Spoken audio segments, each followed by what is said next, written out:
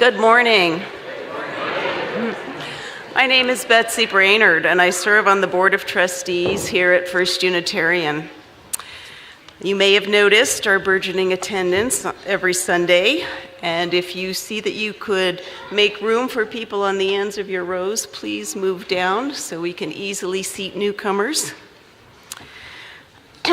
Whoever you are, whomever you love, whether you carry joy or sorrow in your heart, whether you are joining us in person or from the comfort of home, you are welcome here. All people of goodwill are warmly invited to join us on the great journey of the mind, the heart, and the spirit. If this is your first time with us today, please let the offering basket pass you by. Your presence is gift enough. We hope you will join us for coffee and conversation in the community room after the service. We'd love to get to know you and answer any questions you might have. You can also visit the information table next to the exit from the community room. On the first and third Sunday of the month, the offering at First Unitarian is donated to an organization from the Denver community which has been chosen by the Giving in Action Committee. All cash and checks will be donated in full unless designated otherwise. And we'll learn about that organization, United for a New Economy, today, later in the service. If you're looking for ways to engage with our community and support the work of our congregation, please visit the opportunities table at the back of the community room after the service. There are a variety of activities that would welcome more helping hands. Please remember to silence your cell phone and other electronic devices. Please take a moment to greet the people sitting next to you and welcome to worship this morning.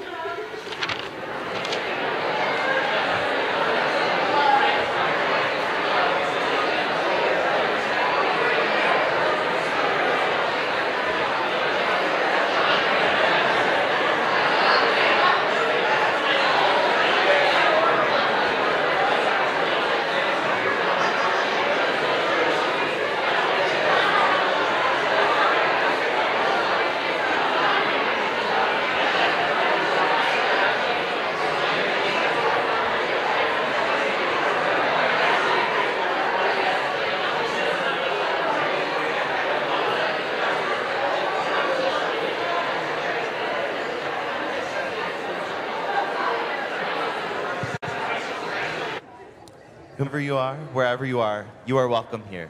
Would you please join us in singing our song of welcome?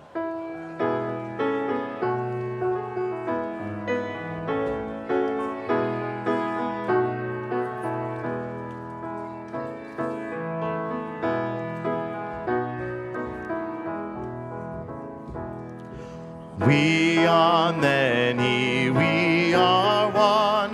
The light of the world is within you. Sacred and worthy is your soul. A place has been made for you. Welcome.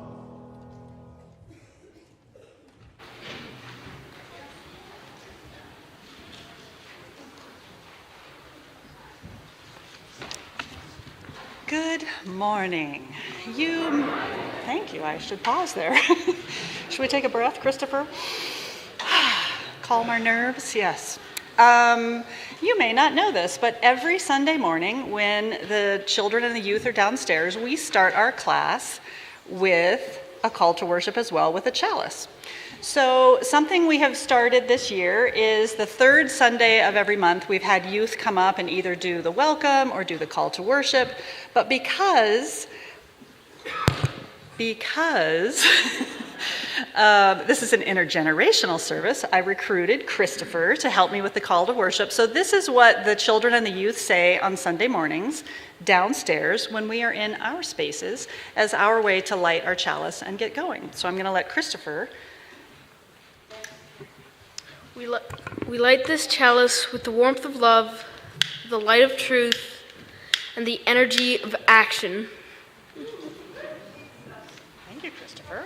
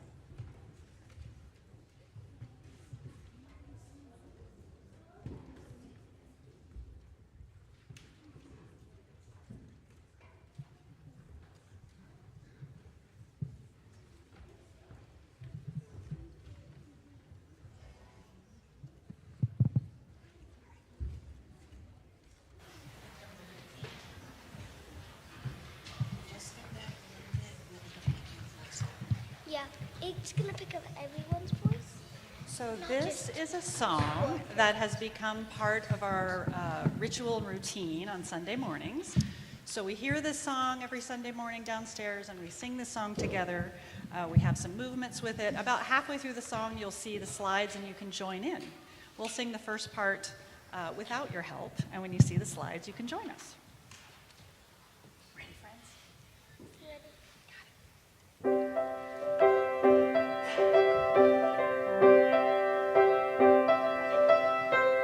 May I be happy, may I be well, may I be safe and sound. May I be peaceful, may I be at ease, with love in my heart and all around. May you be happy.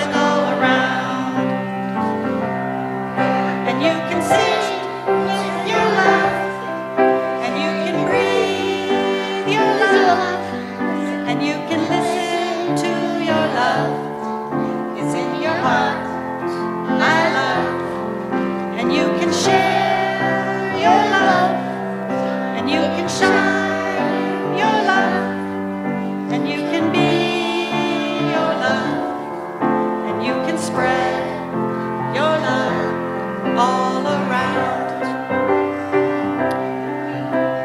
May we be happy, may we be well, may we be safe and sound. May we be peaceful, may we be at ease, with love in our hearts and all around. May we be happy, may we be well, may we be safe and sound. May we be peaceful, may we be at ease, with love in our hearts and all around. Good job, you did it! Good job, good job, good job!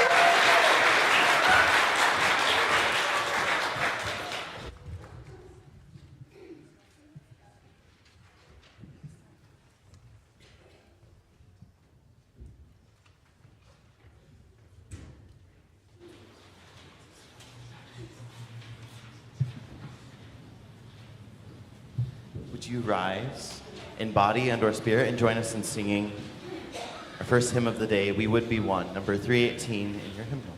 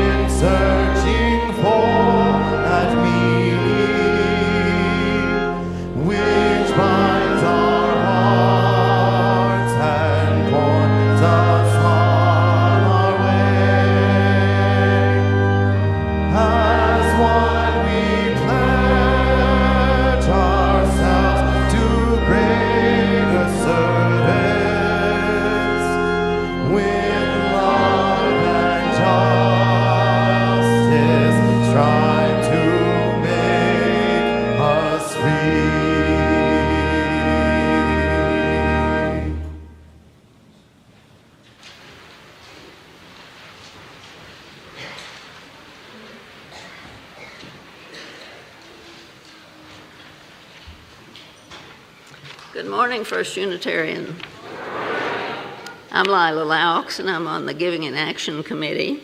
And I'm here today to introduce Morgan Waters, who is part of United for a New Economy, and he's going to tell us all about it. She's going to tell us all about it. Hello, everyone. Thank you for having me today.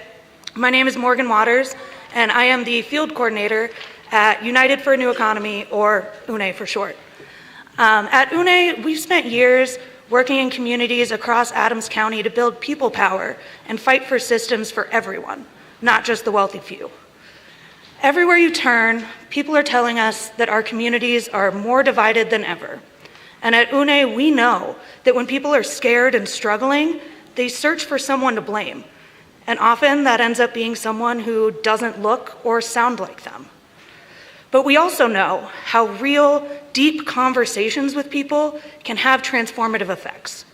So over the last 2 years, we've been running a deep canvassing program in Adams County in order to have vulnerable conversations with everyday people about the effect of Tabor, the Taxpayer Bill of Rights, on their community. In this moment, where our entire lives have become so politicized, these conversations are more crucial than ever. If we continue to blame each other and fight amongst ourselves, the only people who win will be the billionaires and the corporations at the very top.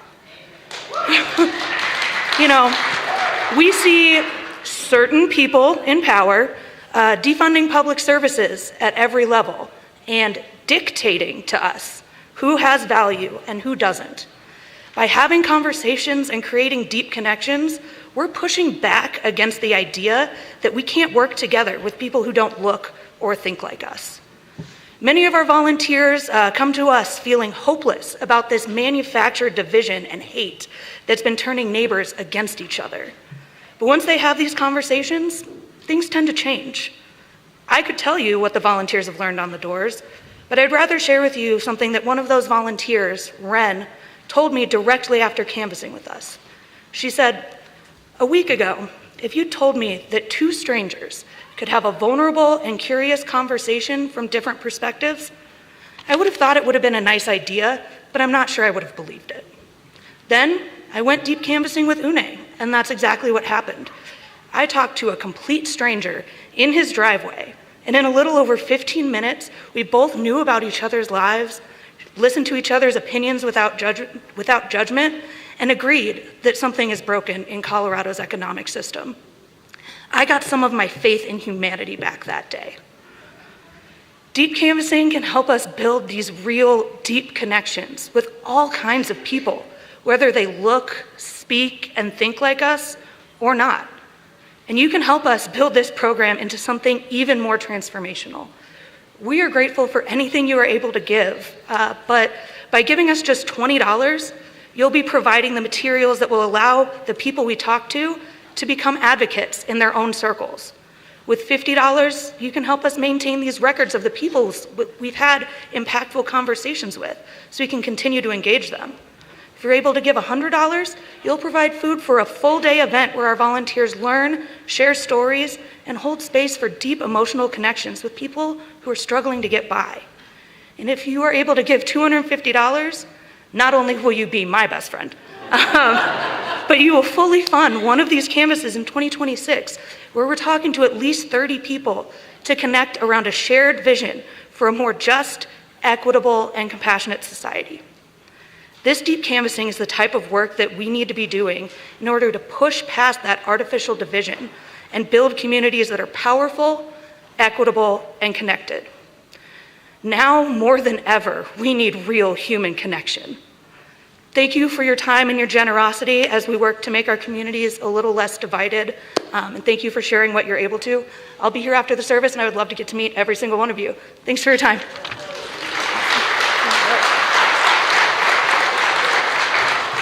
So give generously when the basket comes by.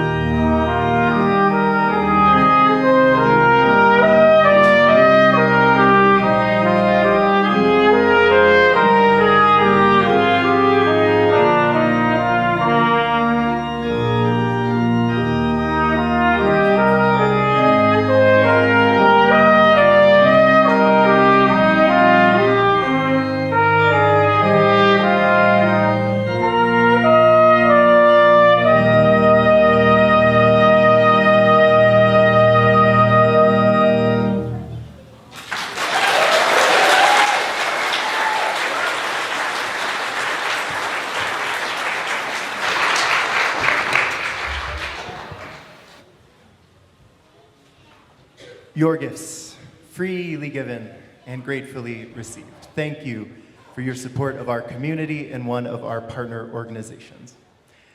While I'm up here, I'll just say that for those of you who I have not met yet, my name is Michael DeSantis. I use they, them pronouns, and I'm one of the ministers here at First Unitarian. Usually at this point of the service, if one of the ministers has something to invite folks to, we will do that. I don't have any specific invitations today, so I want to do 2 items of housekeeping. First of all, if you are looking for something that maybe disappeared, especially if that thing is a water bottle or a journal, we have a lost and found in our office. So the office is right in the entry where you came in. It's behind the glass, and the lost and found, you can see it's to the right of that glass. And so if you're looking for something, maybe it has found its way there. The other thing that I want to say, the second thing, we don't have a pastoral prayer today, and I don't have any pastoral concerns or joys to share with you all. That's not to say that there aren't any. There might very well be some, and I know there are some that I have not gotten permission to share. So what I will just invite you to do is if you have something that you would like lifted up in our prayer each Sunday, you can always email me. It's michael@fusden.org. You can also email our caring team. So just if you want something lifted up in the service, please do reach out. Let me know explicitly that you want it lifted up on Sunday, and I will do that.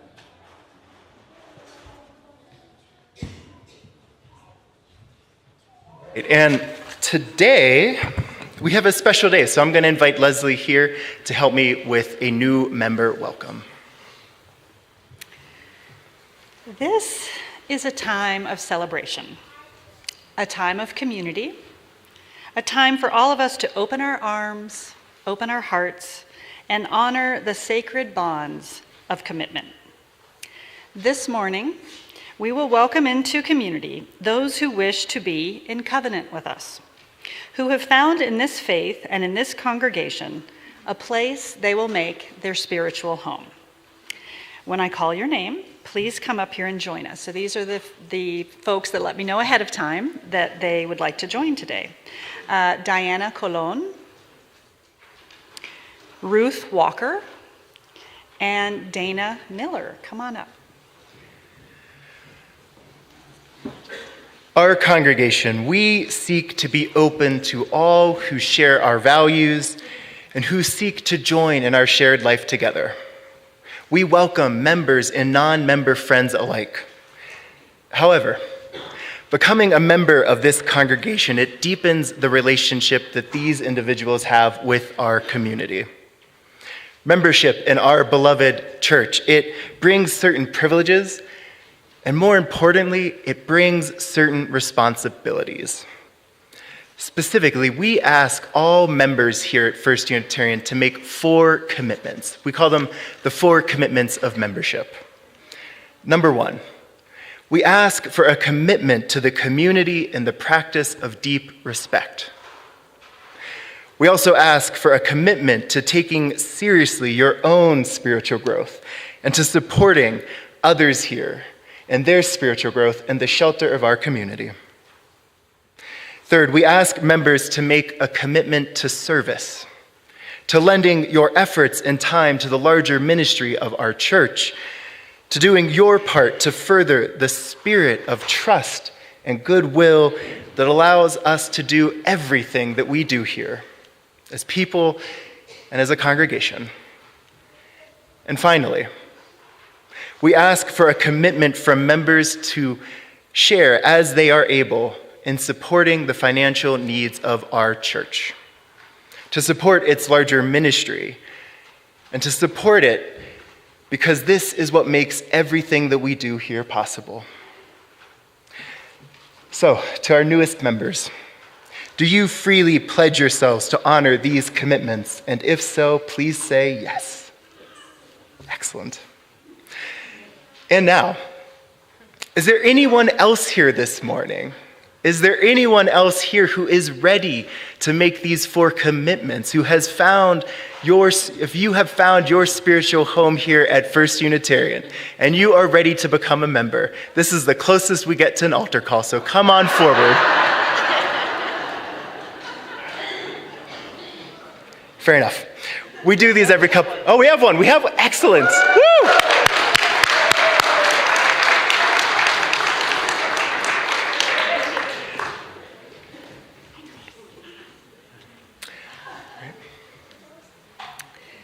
At this time, I would invite you to briefly step to the microphone, tell us your name, and if you choose, a few brief words about why you've chosen to join us.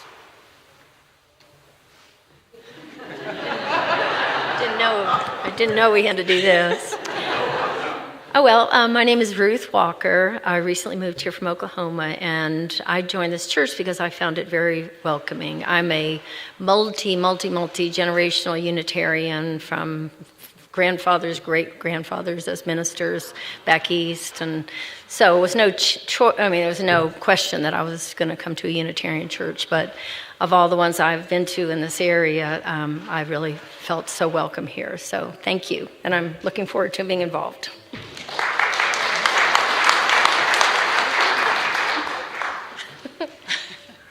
Hi, I'm Diana. I've been living in Denver for about 3 years now, and I'm in nursing school, and thank you.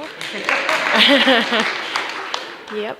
I also work at Children's Hospital, and I just feel like with all of those things together, this church and the mission and the values behind Unitarianism are really like the most closely aligned I've ever felt to spiritual growth. So I am very happy to be here. I grew up Catholic, but I feel like this is just the best place for spiritual growth for me.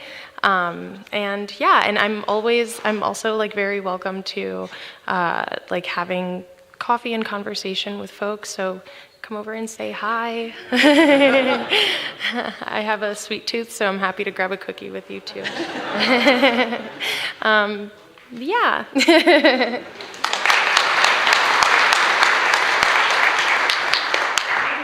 Hi, everybody. My name is Dana Miller, and I've been involved in immigrant rights issues for a long, long time, including the 2 times, I think, that Jeanette stayed here in Sanctuary. Deeply, deeply grateful to this group of people for taking that on, because that was not an easy undertaking. And all of the churches across the country who gave sanctuary to undocumented people was incredible, and we may have to start doing that again.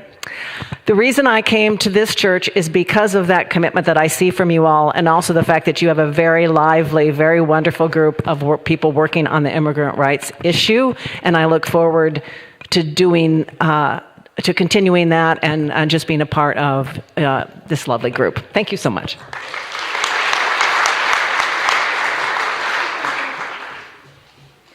Hi, my name is Grace Keefe. I use she, her pronouns, and I just moved here a couple months ago. I was also raised Catholic like Diana, but had a hard time in the Catholic Church, and I'm really inspired by this community's commitment to community and justice. I work as a social worker, and it's really special for me to see so many people committed to each other.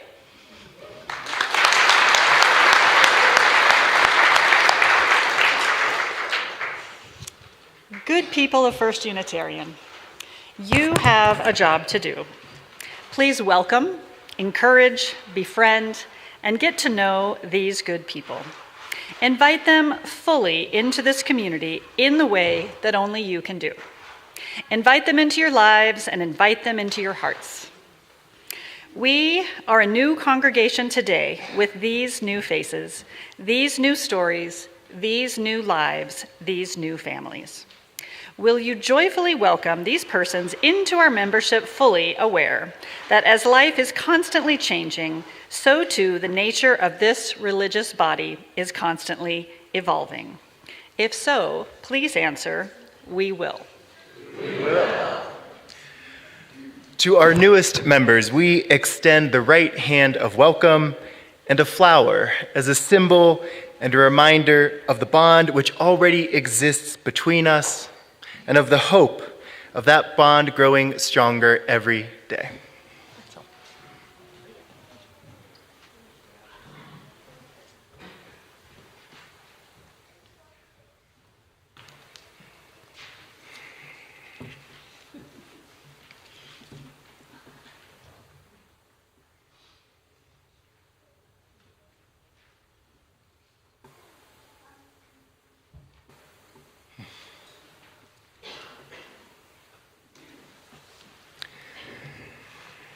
And now I invite both our new members and our whole congregation to join in our responsive reading.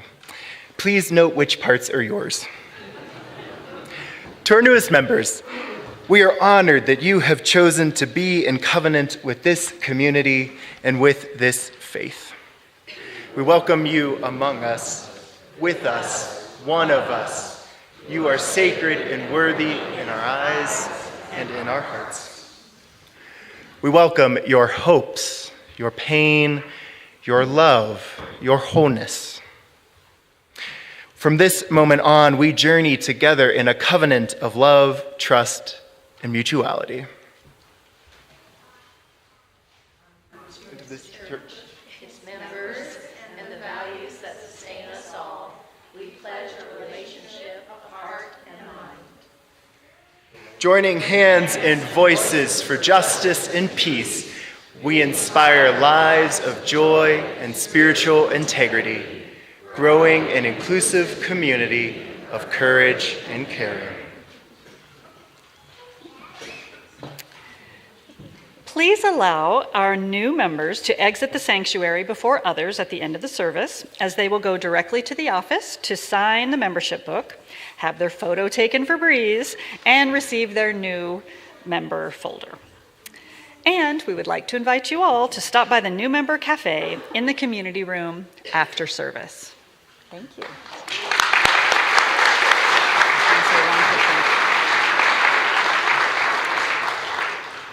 And I just wanted to add that in my year and 4 or 5-ish months here at the church in this position, you might be surprised, or might not, to know that we have had over 90 members join this congregation. Yeah.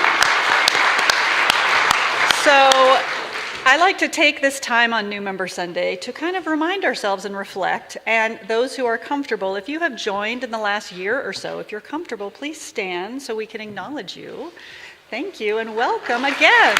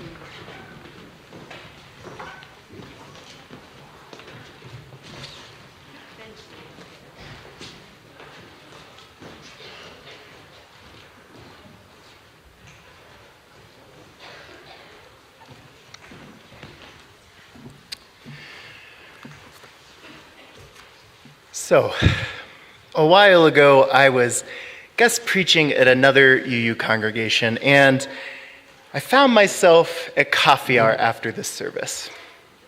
Now, when I say I found myself there, I want to be clear this wasn't entirely an accident. I didn't just black out and wake up there. Whenever I guest preach at UU communities, I do my best to also attend the coffee hour because I just love getting to know other Unitarian Universalists and to hear what it is about their particular congregations that they most appreciate. What it is that keeps them coming back week after week. What it is that leads them to eventually decide that it's time to move from being people who attend the congregation to being full-fledged members of it. What it is that leads them to make that choice, that our newest members, the ones we're celebrating today, what it is that leads them to make that choice. And so on that particular Sunday, in that particular congregation, one answer stood out. I was talking to this really warm, generous man. He was a longtime UU. He'd been in many congregations, and he told me, you know, my wife and I, we actually live a lot closer to the other congregation in town. But when we went there for coffee hour, it was all donuts, he said, shaking his head. And when we came here, he said with a smile, it was all croissants. Now, I have to confess to you that I had no idea what this guy was talking about. What's so bad about donuts, I was thinking? Clearly, the look on my face betrayed that confusion, because this longtime UU, he looked at me generously and he said, "You haven't heard that expression before, have you?" "No," I shook my head. "Well," he told me, "well," and he held up his hands to illustrate this point. The other church at coffee hour, it was all donuts, and he put his hands together in a closed circle. It seemed like everyone was just talking to the people they already knew, and we couldn't break into any conversations. And that was really hard for us as new people. But then we came here, he said, and it was totally different. It was all croissants, and he opened his hands to make a U shape. Croissants. Everyone here, he told me, everyone here was introducing themselves and inviting us to join them. They wanted to hear about us, who we were, what brought us to this congregation. We knew right away. We knew right away, he said, that we had found our place. I learned later that this turn of phrase, be croissants, not donuts, and other similar versions, this is actually a part of Unitarian Universalist youth culture. It's part of many of our youth groups and our youth camps and their conventions and such. And I begin with that story and that expression today because today is a special day. It's a day when we welcome new members into our congregation. And so today feels like as good a day as any to reflect on and to remind ourselves just what it takes to nurture a church culture that is welcoming to both newcomers and longtime members. A culture of croissants. This topic, the one of creating welcoming UU communities, it is one that is near and dear to my heart. And it is core to how I understand the role of ministry. And that's one of the reasons that when I first came as a visitor here to First Unitarian, my ears perked up, and I got a little excited when I heard that welcome song that we sing every week. Specifically, I got really excited when I heard the line, "Sacred and worthy is your soul. A place has been made for you." A place has been made for you. That line, it is deceptively simple. Right from the get-go, it makes a powerful theological statement. It reminds us that the primary reason that we strive to be a welcoming community is not to grow our membership. The primary reason we strive to be a welcoming community is because our UU tradition teaches that each and every soul is sacred and worthy.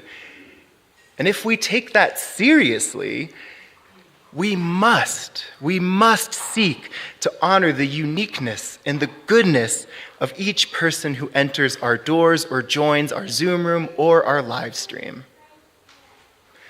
But how do we do that? Well, that's where the second half of that line comes in. A place has been made for you. This in particular is so much easier said than done. To say that a place has been made for every person who comes into our community is to say that we have already done some work to anticipate the needs that newcomers might bring and to address them. That we've already done what we need to do to make sure that this hypothetical new person feels fully included and empowered right here. Our desire to provide this kind of welcome, to make our space ready. It's why over the years we have done things like add a ramp and an elevator to our building so that wheelchair users and those with mobility aids can access our space. It's why we have a play area in the corner of our sanctuary so that children and their families are able to join us for any worship service they want to. It's why we have menstrual care products in our restrooms, and it's why most of those restrooms are all gender ones. So gender diverse people don't need to worry about which one to choose. I could go on, but you all are smart and I think you get the idea. To receive this kind of welcome when some thought has been put into who you are and what your needs might be, this kind of proactive, generous welcome, it can be powerful, even transformative and life-giving. It's the kind of welcome that I know many of those who've joined us in the last year have experienced. It's also so important and powerful that I think we have to recognize that this sacred work of welcoming folks is always ongoing, and that it's something we have to always strive to provide. In fact, I think it is actually much more helpful to think of our welcome statements such as a place has been made for you as aspirational. Aspirational. I think it helps us a lot more to think of that statement as a description of the place that we are always striving to be, as a goal that we are continually working towards, rather than a description of how we actually are. You see, folks, I worry that if we treat a place has been made for you as a description of how we already are, we might get too complacent. We might start to think to ourselves, oh, we already made the place. It's ready. Our work of welcoming is done. But here's the thing, each week, new people enter into our sanctuary. And they often come here wondering, will I find a place of belonging here in this community? And sometimes the truth is that those of us who are already here, we have not anticipated all the needs that those newcomers might have. How could we? We haven't met them yet. And when that does happen, our work is to be open to their own unique and sacred and worthy souls, and to be open to changing our own behavior and practices in order to honor them. I like to think of this as the internal spiritual version of be a croissant, not a donut. I think our work is to maintain a spiritual posture of openness, one in which we recognize that we don't have all the answers and that our work isn't done, that we must always be ready to answer invitations to change our ways in order to live more deeply into our shared values. I think our goal should be to act not as if we've already made a place for you, but rather to say and to do what it takes to always be making and always be doing the work of making a place for you. Now, if this is all starting to sound a lot like how we talk about equity and some of those little diagrams where they have the different height platforms so that different sized people can see over the fence, that's exactly the point. Because being a truly welcoming community that makes a place for everyone who seeks to join it, it requires a commitment to equity. And more than that, y'all might recall that equity is one of our UU values. So too is the value of pluralism, the honoring of diversity as something that enriches our shared life.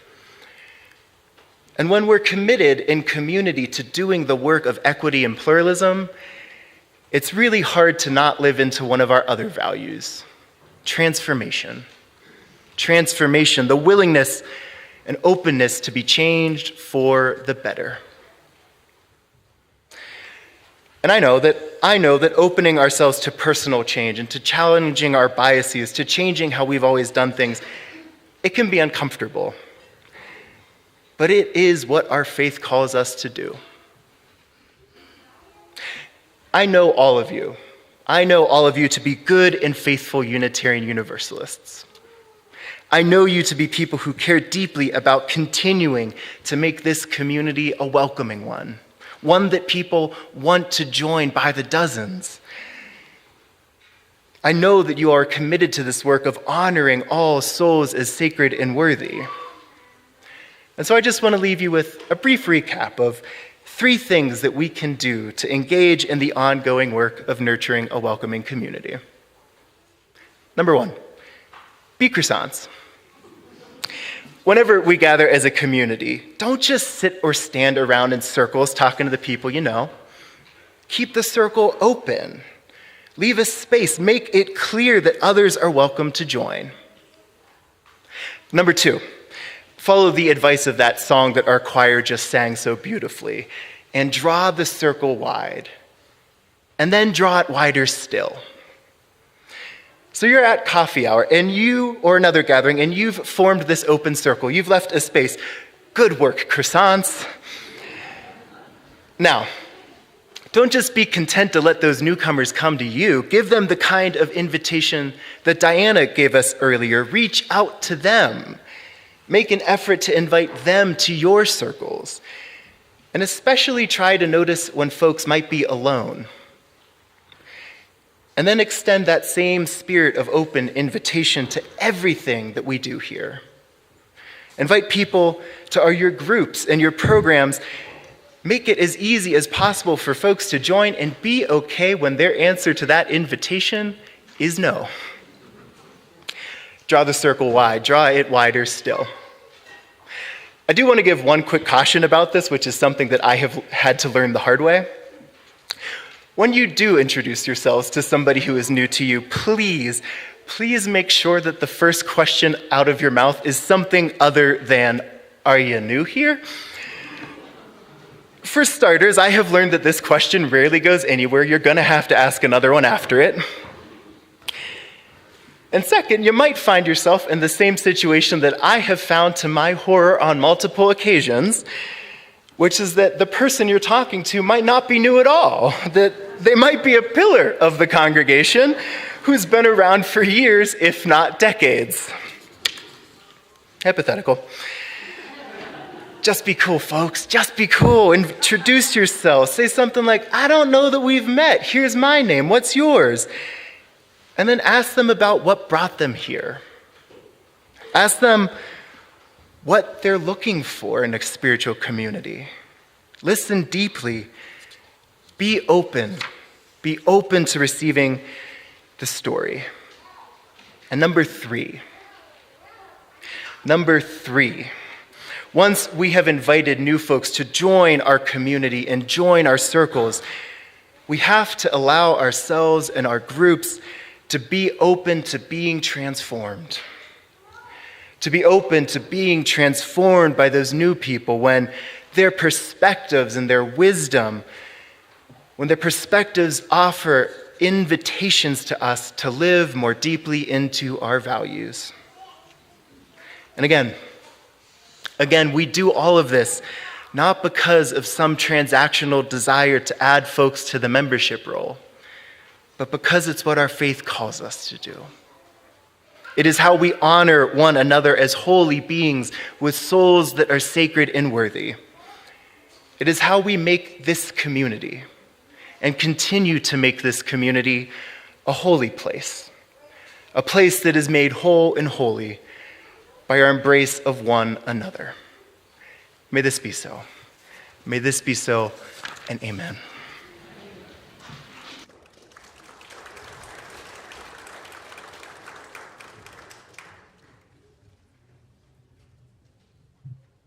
Would you rise in body and or spirit and join us in singing When Our Heart Is in a Holy Place?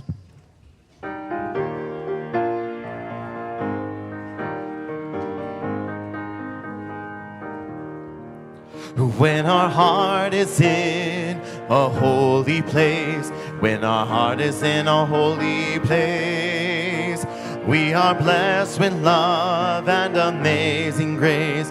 When our heart is in a holy place, when we trust the wisdom in each of us, every color, every creed and kind, and we see our faces in each other's eyes, then our heart is in a holy place. When our heart is in a holy place, when our heart is in a holy place, we are blessed with love and amazing grace. When our heart is in a holy place, when we tell our story from deep inside, and we listen with a loving mind, and we hear our voices in each other's words, then our heart is in a holy place. When our heart is in a holy place, when our heart is in a holy place, we are blessed with love and amazing grace.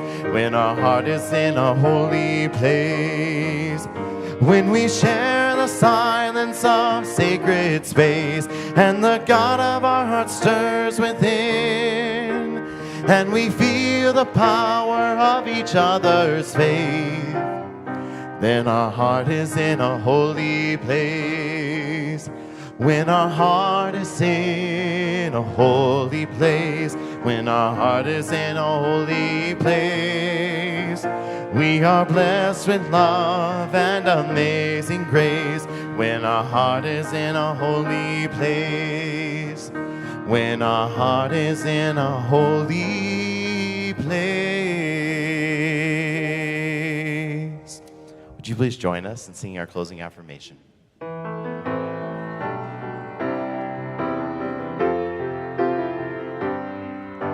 Behind all our differences and beneath our diversity, there is a unity that makes us one and binds us forever together